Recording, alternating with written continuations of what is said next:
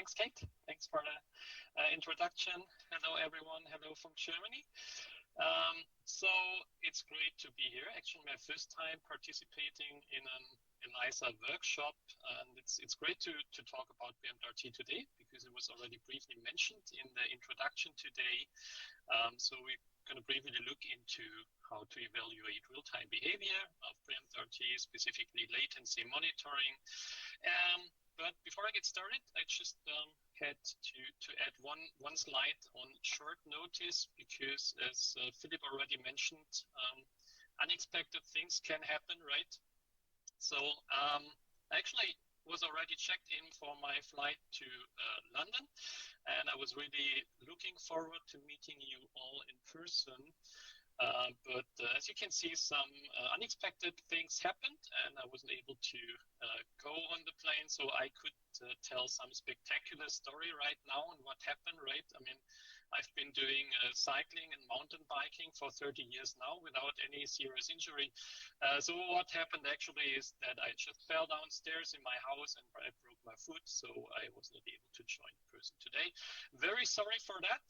Most probably, just for safety reasons, I'm just going to spend more time on the bicycle in future instead of being at home, which seems to be a dangerous place, right? Okay.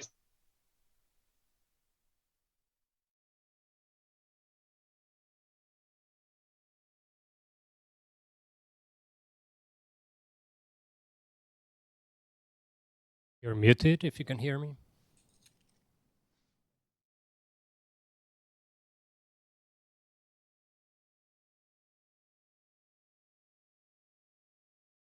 Yes. Okay, I somehow got muted, but I don't know why. Okay. What was the last part you did get? Thanks for.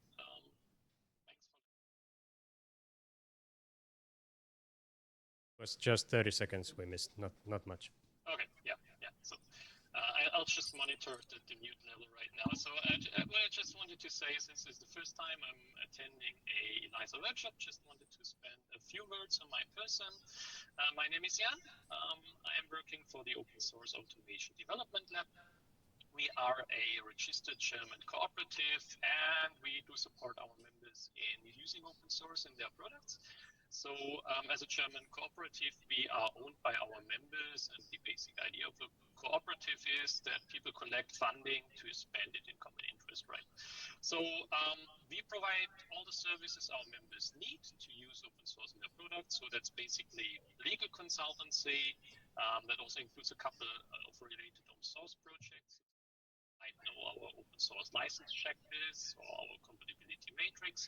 And for the technical services, we do a lot of stuff towards real time. So we are still a premium sponsor for the real-time Linux project, providing funding for PMRT development and maintenance.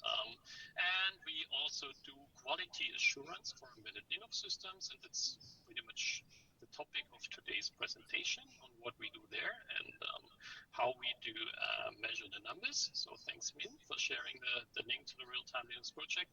So maybe something off topic here. So it was briefly mentioned that there's already a couple of industries using PMRT out there for real-time use cases. So we are currently actually building a use case tracker, which will be published on realtimelinux.org just to showcase real-world use cases with PMRT. So, by the way, if you're already using PMRT in a real product, just check out the latest blog post out there and submit your use case. That would be really awesome so that we can show a bit where PMRT is really used.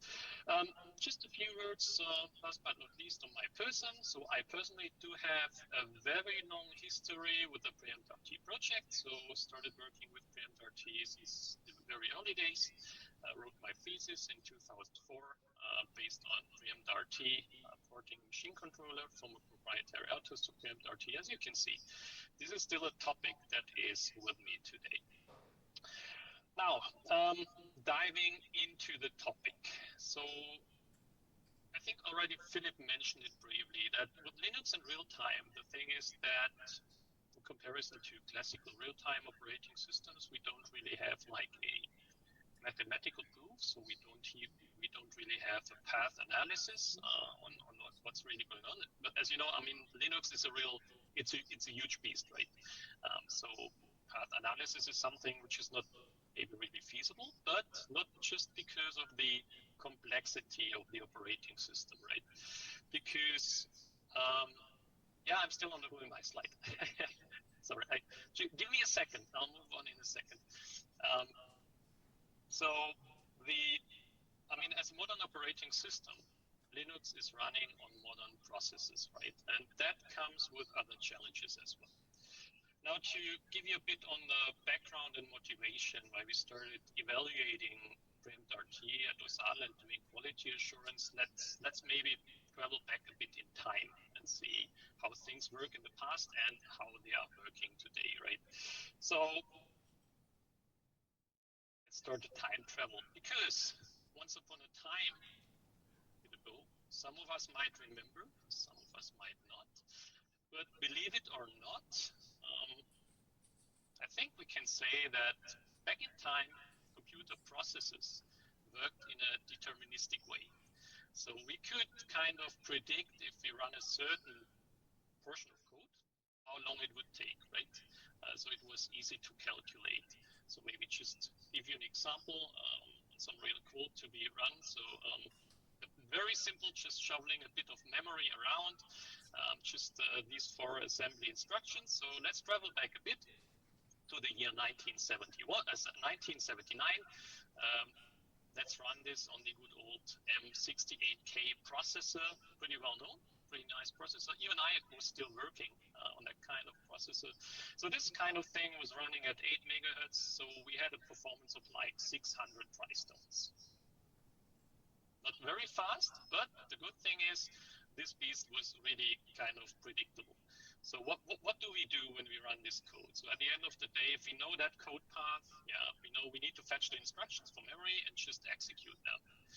So with that kind of deterministic architecture, very simple, but deterministic architecture, we could just calculate based on the size of the instructions, right? Okay, most probably this takes roughly 56 processor cycles, right? And based on the frequency of 8 megahertz, we could calculate how long that will take. So if you did know your code path, you did know the number of cycles, you did know you have a predictable execution time, so you could calculate the timing of that code, right? So this was, I mean, we can agree that compared to modern architectures, this was quite slow, but it was deterministic, right? I mean, this is basically what real time is all about, right? So we want to have some determinism. So we really want to know which time frame we can guarantee to grade if this is sufficient for our use case, right? Okay, so there was the good old time. Let's make a time jump. Let's put on top maybe like 30 years, right? Let's look at modern processes. So as we all know, modern processes are way more powerful, quite a few more than just 600 tristones. But how about determinism of these processes, right? So let's translate what we've seen before. So this is a rough translation of the M68K assembly to x86. So we did a time jump of roughly 30 years. So let's imagine we're now in the year 2009, running on x86, 3 gigahertz, and we have 12 million tristones. That's quite something, right? So performance really increased a lot just within 30 years. That was incredible. So now we just start doing the same. So we fetch the instructions from memory and try to execute them. So I'm not sure if anyone would make any prediction on how long that would take based on the 3 gigahertz and based on the instruction set. So if you would ask me, I wouldn't be able to give any answer on that. So it could take, depending on the situation, it could take basically anything from just a few cycles to taking ages. It's really hard to predict. And I think this is basically where we need to understand where the performance of modern processes comes from, right? So we did quite a few changes in architecture. So it's not just the frequency we're running on just changed. So what might happen when we run that portion of code?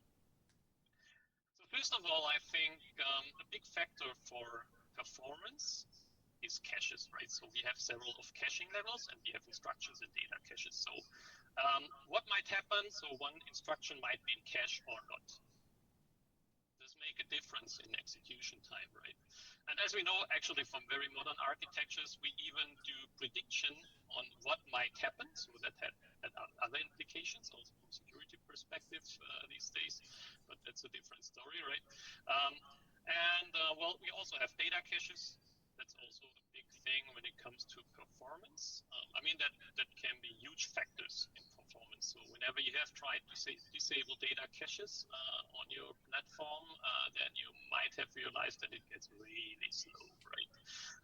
And actually, like I think 2 years ago at Embedded Open Source Summit in Prague, for that presentation, I did some measurements on architectures which have a shared level 2 cache for each CPU cluster, and I just tried to get the to measure a bit the influence on the when you do cache thrashing, how could that influence the timing behavior of a real-time task? And that was significant. So I mean, we've seen factor of 5 to 10 in worst case latencies happening. So caches are a big factor, right? But we have also different things. We have nice stuff on x86, for example, like system management interrupts. So you might have interrupts on your system that are not really handled on the operating system level. That might take you even to the BIOS. So it's completely out of control of the operating system, right? So you do not even know. Might take up to a few milliseconds. So terminal throttling is one famous example for SMIs happening. So it's not also really something, if that happens, that you can just disable. Well, you could try it, and you're deterministic for a few seconds, and then you just might burn your CPU. So be careful with that. So this is a well-known source for huge latencies. Or even we might run into a situation where a instruction is emulated, because we have some microcode patch. So there might be just a bug in the silicon. So we need to patch that with microcode patches later on. And also that has a significant impact on the execution time. So that's a few more other examples right here. But I think it already shows quite nicely that execution time depends a lot on the situation and what's going on. And it's really, really hard to predict. So what we can say for modern architectures, when it comes to determinism, right? I mean, you can say these architectures are really, really fast, really, really powerful. But when you look at determinism, it's hard to predict. So it's pretty much random, right? And that's taking us more or less to the problem statement that we wanted to address specifically with Linux in real time.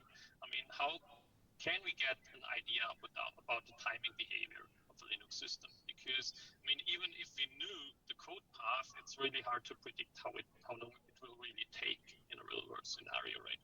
So we needed to move a bit more from static code analysis to like dynamic system analysis, like moving from theoretical approach to empirical testing. So it's a bit of a shift of paradigm, right? So how can you achieve that?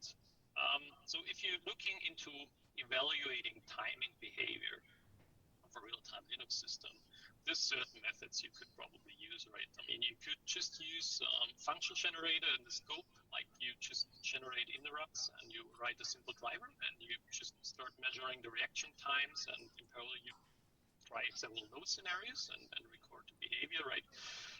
There's several methods for internal agency registration. So we still maintain a simple patch set of OSADL, which sits on top of the Linux tracing infrastructure. So recently we got a lot of great features inside the Linux kernel, like the timeline tracer and RTLA. So Linux has already some built-in functions that can help us to create the real-time behavior. And we could run some test applications, some like virtual replacement for the real-time application that we really want to run. So the most famous example here is in the Linux world is cyclictest, coming with the RT tests. So I'll come back to cyclictest in a few moments, right? So these are several methods that you could use for evaluation. Another thing is that you cannot just randomly run these tests, right? You need to think about proper load scenarios. You need to think how much data you really want to collect. And if you want to collect data, you want to make it comparable, right? So I mean, you need to think about some kind of standards on how to run these measurements. And this brings us to the OSADL QA Farm. So this is basically something we started trying to achieve at OSADL like 20 years ago, because we wanted to run this kind of evaluation specifically for real-time Linux systems. But we're not just grading the real-time behavior. Basically, we try to grade the stability of real-time Linux systems. And at the end of the day, what we do is we collect data. So we try to collect as much data as possible that gives us as much as good information about the behavior of a system, real-time behavior, and all the stability, right? So if you want to have a try, I mean, we have limited time today. Here's just a link. I think the slide set is going to be distributed, so you can just follow that QR code. You can just follow the link. Just a brief pointer here. I know it's really hard to display on a mobile phone. My apologies for that. So we're working on that. So the QA farm is freely accessible. So you should be able to access basically most of the data that I mentioned today. But to get a bit of understanding, if you check that out on your own, just before we come to the real measurements, I just wanted to let you know how this is arranged in a physical point of view, right? So at the end of the day, we have currently roughly 200 systems being monitored in our farm, which is a very huge variety from classical old systems to recent systems. Most of the systems are there coming from our members. So this is something we offer for some systems we just put there on our own, for example, to monitor the behavior of recent RT releases. The structure is pretty simple. I mean, we just have server racks where the boards are running. So every server slot you could basically see right here. Every server slot has a primary and a shadow position. So there's 2 positions for each slot.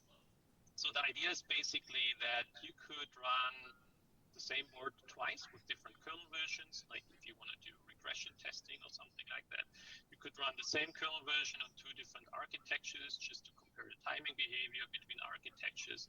So there's various reasons. So if you want to check out the website, you will see that everything is organized in racks and slots, right?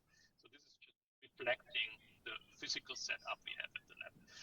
So if you look into the slots, setup is pretty simple. So everything is mounted on a standardized plate, right? And the idea is basically that everything that belongs to a board stays on that plate, right? So what goes to the outside world are just standard connectors. So you just have the power supply, you have Ethernet, you have a serial connection. So that's also quite handy if you need to do some manual work on the board, if you want to fix something, if you want to run some manual tests, you don't have to bother to get all the adapters and cables you need. You just go to the farm, get it out, and you have everything you need to run it on your desk, right? So that's the basic idea. So this is pretty much how it is organized from the physical point of view. Now, like I told you, the main intention of what we are doing is we collect data, right? And it's not just that, I mean, the main purpose is we collect the real-time measurements. I'll come back to these later, but we collect other data as well. So the first set of data we collect with every single measurement for every single board is that we have static data. So every board carries that data on its own. So every board will tell me if I ask the board, who are you? The board would tell me, okay, I'm this board, I'm coming from this vendor, I'm running this SoC, I have this amount of memory, I'm running this kernel, I do have these patches applied. So basically, you have all the information, first of all, to be able to grade the measurements, right? So you know the performance and the architecture. You have a reference, which kernels, and you even get the patches that are applied. So on the website, this is actually reflected on something we call the profile. So if you navigate to a board, it has basically everything that you need to know. There's even a download button. So it will generate a script for you that will download the kernel, apply the patches, and generate the kernel config for you so that you could reproduce exactly the kernel version that has been used for these measurements, right? That's basically for grading the measurements and also for reproducibility reasons. So that's all the static data we archive for the boards, right? we do continuous measurements. And this is not just real time. So we collect health data 24/7. So every board is like pulled every 5 minutes for like looking at CPU load, memory consumption, temperatures, uptime, whatever might be relevant, even frequency scaling. So whatever makes sense, performance data, graphics performance data. So whatever is relevant is being recorded there. First of all, this is also to create the stability on a long run for a board, but this data is also being used that we could correlate what we are recording there with the real-time data, right? So if I have latency spikes, I mean, I can check, did I have like high temperatures, high CPU load, did I run low on memory, right? So I actually have an example later on in the presentation where you could correlate the real-time behavior and the data we are recording here. Just to give you an example how this could look like. So for example, continuously monitoring the uptime might sound like a very simple metric, right? But it actually can reflect typical bugs that we trigger apart from the real-time behavior. So this is actually quite interesting. We originally built all that infrastructure for the long-term latency monitoring just for looking into the real-time numbers, but it turned out that we found quite a lot of other bugs, and not just on the software side, also on the hardware side.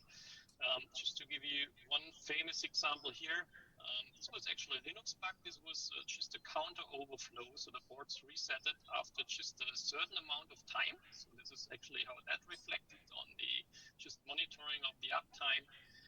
And so we have another example right here, which was pretty nice. Like you could see that this hardware was running quite stable for some time, right? But at some time it stopped working. It became pretty unstable. It did run for a few days, for a few weeks, but then it just started resetting. And this is also a very common pattern we see. I'm not sure if anyone wants to do a wild guess on what happened here with that board. Okay. So the thing is that this is actually a very common pattern for a power supply that starts breaking. The problem we see with power supplies breaking is basically that when they break, it's not binary, right? So I would be happy if they would stop working, right? Then the board just switches off. The thing is that at some point, many power supplies just get pretty unstable, right? And so if you have a very unstable power supply, you could get real random behavior on your CPU and on the memory, right? This is actually what happened in this specific case and what we see in very specific cases. And actually, the first thing we always do if we get some weird behavior on the board, first thing we check is the power supply. So now, last but not least, of course, another set of data we record is latency data. We do latency measurements, or maybe we should better say latency evaluation. And this is basically something we need to have a closer look on right now. So, like I mentioned, it's not that we just randomly throw benchmarks on the boards, right? So we really had to think about what we want to do, about the load scenarios, what we want to do, and specifically which well-known error cases we wanted to catch with all the evaluation, right? So when you look at real-time behavior, if you have latency spikes on the system, there's certain well-known scenarios you want to test. Of course, you always want to test like very high CPU load. So you want to drive the system to its limits and see how it behaves. Because if the system is really at its limits, you really want to know that you will meet your timing guarantees, right? But there's other well-known scenarios. Like you also want to look into idle scenarios or moderate load for various reasons. Just think about modern CPUs and power management, right? So you have certain levels of sleep states that could happen. You could have frequency scaling, whatever going on in the system, which will only trigger if you don't have high load, right? So if you give the system a chance that it could go to sleep. And this is also a pretty well-known source for very high latencies that could trigger, and we want to catch that, right? Another source, well-known source, is graphics, accelerated graphics, right? So whenever you have a graphics unit on the board, CPU, graphics, chipset graphics.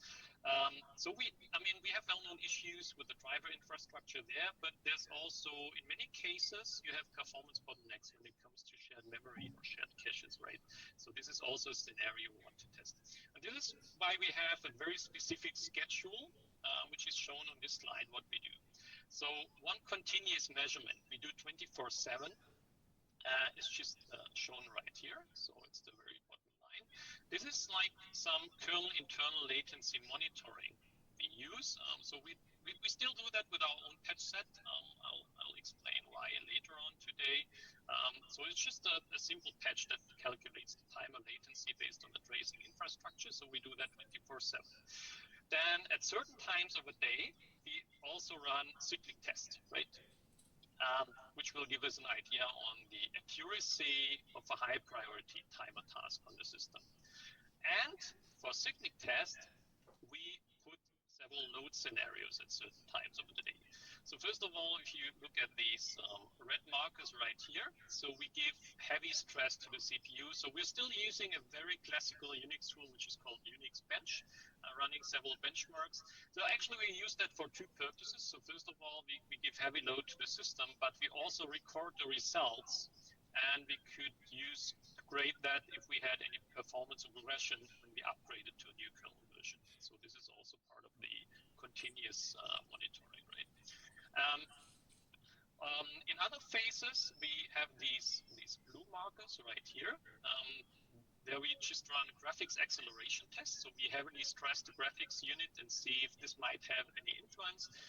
And at some point, we just run very moderate load, just putting a bit network disk and memory load. Basically copying files around from two network drives to see if that could force any latency spikes. So with that schedule, we try to make sure that we cover the most common root causes for bad latency, right? So we run that on every single board at the same time, 24/7, 365 days a year, and all data is being saved and recorded, right? So I'll just give you an idea how this is being saved and how it looks like. Just to those of you that are not familiar with preempt RT and cyclic test, I just wanted to briefly mention what cyclic test basically does. So it's I think the good old Swiss Army knife for evaluating the real-time behavior of Linux systems. The idea is actually pretty simple. So it was originally written as like a test framework, as a benchmark to like evaluate the behavior of high resolution timers when they were implemented on Linux. So what you basically do is you just start a given number of threads at a given interval. So we do that at 200 microseconds, right? You give them real-time priority. Every thread wakes up in that interval. Every time you wake up, you compare the theoretical wake-up time with your current system time. You calculate the difference, and you report it to a master thread, and that master thread keeps track of all these numbers, and at the end of the day can help you to keep track of the worst case latency that you have observed during that measurement, and also print you a nice histogram, right? And this is one part of the data we basically do. In this case, it's 100 million cycles at 200 milliseconds, right? So this is one board out of our farm, just randomly picked that one, running a 619 mainline kernel with preempt RT enabled. Actually, if you check that out, what you will realize is that these vector graphics are interactive. So if you just start clicking on the CPUs, you can enable and disable histograms for each CPU. And the highest latency we have observed on the CPU, that CPU is always marked red, right? So if you're interested just in a specific CPU, you can enable disable. If you're just interested in the worst case, you can just check that out here. So this is always like we always tell you the results of the latest measurement we did run, right? And we give you the histograms for the different load scenarios. Once again, day by day by day by day. So these are just the snapshots, right, of the single measurements we run like within that schedule, right? So this is the main idea. Well, what we do on top of that, we do also a bit of internal measurements. So if you want to try that out, so we have a patch set for that for historical reasons. This is still maintained. You can always get it for the latest kernel version. If you want to just try it out on your own, just follow that link. I'll come back to that when it comes to future work. We're looking into possibilities how we could do that with RTLA. So the reason why we're still using our own patch set is basically that we have this huge variety of different boards, right? So we have also quite a few very ancient boards, like running for 10 or 15 years in the farm and delivering data. And we're really careful about changing something in the environment, right? Because we also may want to have the old data comparable to the new data we're recording, right? With a patch set, we can achieve that. Okay, so this is basically how the kernel internal recording might look like, right? So this is will give you the latencies on the different CPUs. And as you can see is that, I mean, you might wonder why at certain times the internal measured latency is pretty good, and at some times, I mean, it's quite high, right? So it jumps from like 20 to 30 microseconds to 100 something microseconds. And what happens here is now we can correlate that with other data we're recording. So now I've just put on top the frequency scaling, right? So because what we basically do is when cyclictest is running, we just push like everything to performance to the highest frequency. So we don't allow any change in frequency. This is basically where you could see that the numbers are pretty good. So the other spikes tell what happens when I enable frequency scaling, right? These are the latency spikes that we could measure here. Just to give you a bit of an example how that it can be really useful to collect all that data and try to correlate it, right? So we could easily spot what was the reason right here for the latency jumping up, and we can see how the CPU behaves on the highest and the lowest frequency, and if it jumps around with the frequencies. So this kind of internal measurement we are running 24/7, right? There's actually one more thing I wanted to show you with the latency histograms, because that can become quite handy, right? Because when you start latency monitoring and doing quality assurance, at one point sooner or later you might run into a situation where you see latency spikes that you don't want to see, and you need to track down the root cause for that, right?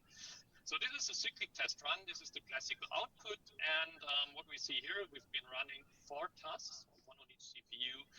They were supposed to run at 200 microseconds. So in average, we had a latency of 8 microseconds. But obviously, what we can see here, the worst case on all CPUs was in the area of 5 milliseconds. So something went horribly wrong here. Now, the thing is that with cyclictest and the histogram we're going to look at, we just know that a bad latency happened, right? So we don't know when, and we don't know why, right? So, and what we do with the latency histograms, we try also to give you a starting point with that. Just wanted to mention that very quickly. So what you could do with the latency histograms, you can track the highest priority task on each CPU and track the delays and interruptions on that task, which might, not necessarily, but might give you an idea of the culprit that caused that delay. So this is pretty much the culprit victim table just for that specific example. So what we could see here is that, I mean, we had cyclictest suffering a latency, right? And that cyclictest was running at highest real-time priority, so SCID 5099, so that's the highest POSIX real-time priority. And the latency we suffered is almost 5 milliseconds. So this is pretty much what we saw with the cyclictest measurement, right? Now, the interesting part is on the right-hand side. So the possible culprit of that is a program which is called make latency. I have to admit that in a real-world scenario, it might not be that obvious, but it usually gives you the starting point where to start looking for. So, and the interesting point here is that what we can spot here is that this was not even running with real-time priority. So we had this application triggering something causing a high latency without it being real-time, right? So this is interesting information. So we might want to look at that task and what this task is doing. And most importantly, we also get a timestamp. So we do not just know who was the possible culprit. We know when this latency spike happened, right? Now we could take that timestamp, compare it with other logs on the device or with the other recordings we have, like CPU load, temperatures, and so on, and see if we find anything obvious there that might also be able to cause high latencies, right? So the latency histograms are also exposed to what we have on the website. So for all histograms you will find there, on the very bottom you have the possibility to show the last 20, 50, or 100 highest latencies, right? So and that will parse the output of the patch set. And in this case, what's interesting to see is that all interruptions of cyclic test were caused by the Ethernet interrupt thread. So if you want to increase the latencies here, this is something you might want to look into, what happens in the Ethernet code, or if there's some potential to optimize. And once again, here you can really see at what time this latency happened. So this can get quite handy. There's other methods as well for all users of RTLA. I can highly recommend the auto trace mode, which can also get you a very good idea about interruptions of high priority tasks. So this is just if you in the situation to looking for the culprit for a bad latency. Now coming to the long-term latency plots. Now, as I mentioned, all the measurements, all the evaluations we do are not just a one-shot, right? So we're running this schedule every single day, and we archive the data for every single measurement we do, right? So the raw data is available for us at any time. It is exposed to the users on the website as long-term latency plots, right? So, I mean, they do not have all the data, so we have access to that. We can provide that at any time, right? But even with the rendering, there's interesting stuff you can monitor, right? Because, I mean, all you could see here is just all the single latency histograms being added, right? And at a first glance, it looks that we're always in the area of 200 microseconds and less, right? But if you just measure it long enough, sometimes for some words you will realize that you could get single latency spikes, right? And this is basically the idea that we want to just grade the quality of the behavior not just on 1 day basis or 2 days basis. Like we want to collect as much data as possible to get an idea how good a specific architecture, how good a specific board, a specific configuration will be behaving, right? So we can use that data to spot single latency spikes in a given setup, right? So this is just for a few months, right, on a specific board. So this is actually PreemptRT running on IMX6, pretty like not really recent processor, so we have a huge variety there. Just to pick another example, just to give you an idea how long we archive that data. So I told you we have boards like for many years in the farm. So this is Rack 8 slot 3.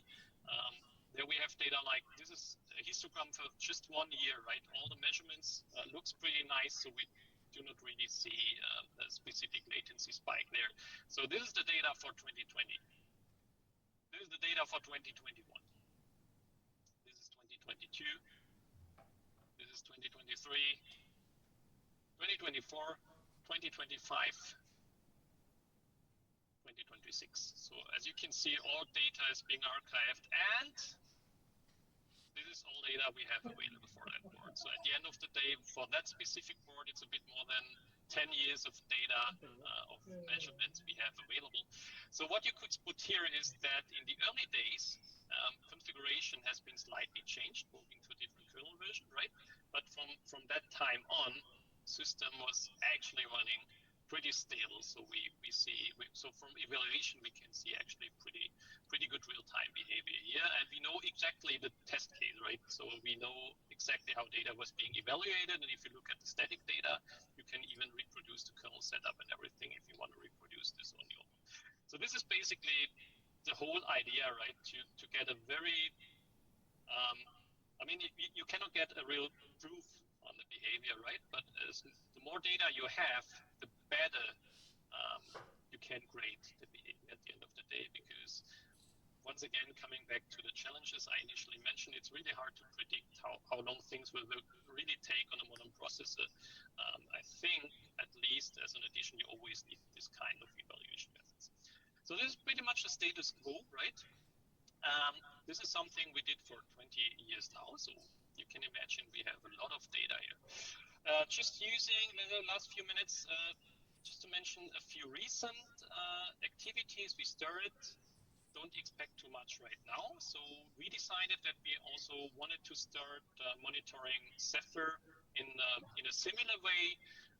So at the end of the day, there's actually Cepher, the Cepher shell got a new feature which is called cyclictest, which is pretty much like behaving like cyclictest on Linux, right? So you just create the accuracy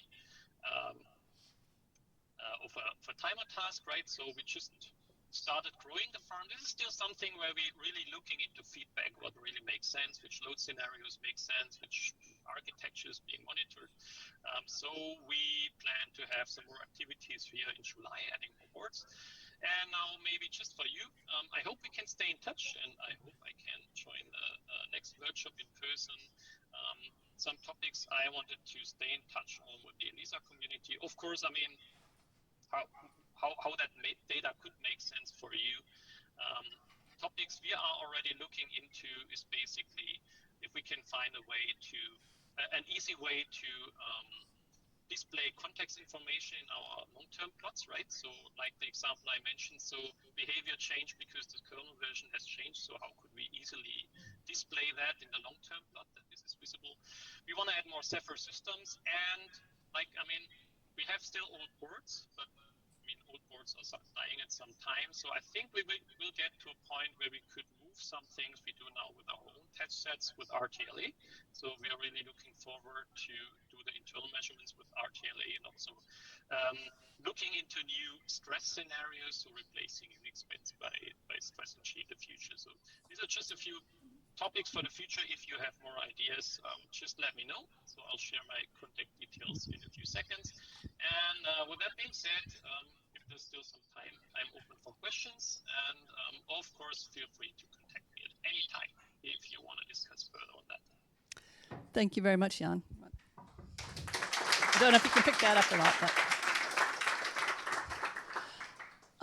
We have time for about 2 questions. Do we have some hands up? Okay, I see that one and that one. Okay. Just a quick question. Really interested in what you're doing here. Oh, sorry. Hello, can you hear me? I can hear you well. Excellent. So on those long-term plots, what, if anything, is actually changing? So are you doing any, you say you're using the same kernel version, but are you applying any updates, patches and things over time?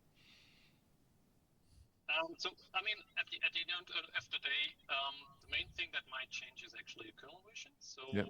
What we, I mean, this is always, I mean, it's always reflected in the change in the profile, right? So we have that data, but it's not really exposed in the latency plot. So this is a bit of a gap we wanted to address.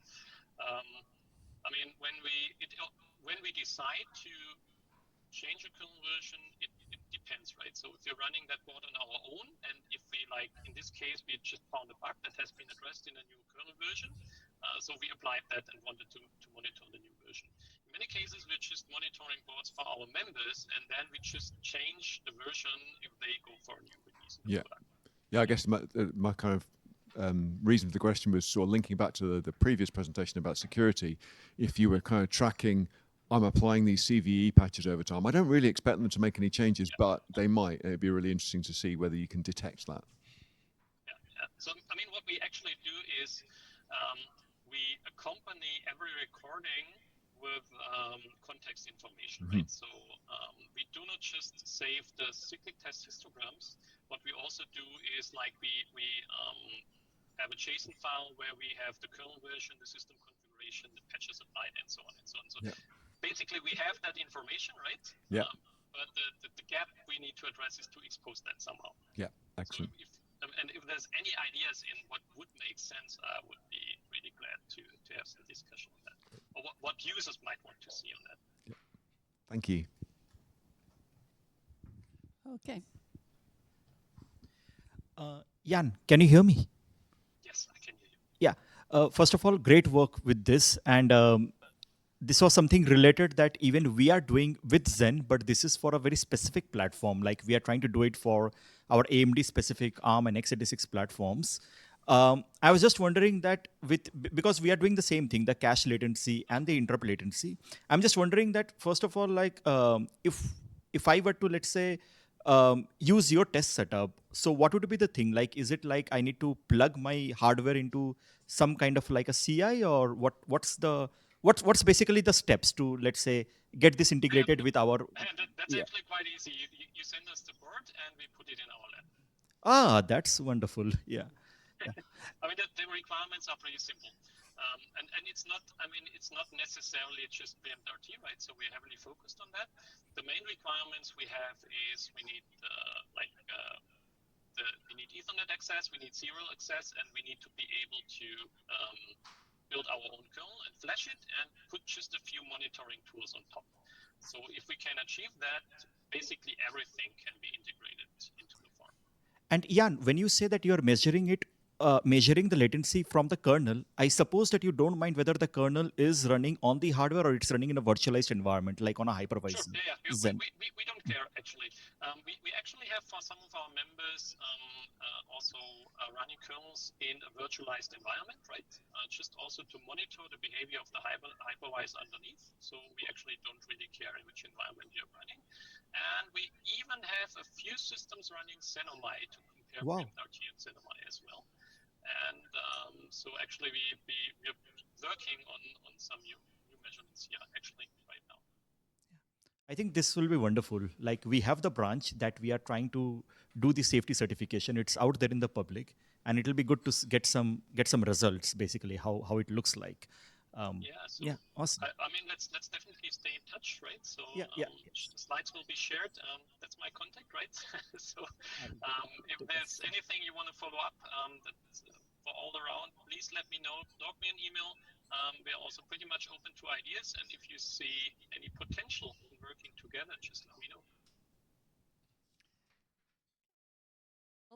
I think we're on to break now. And so thank you very much, Jan, for coming in and joining us with your sore foot. And looking forward to continuing the discussion. Thank you again.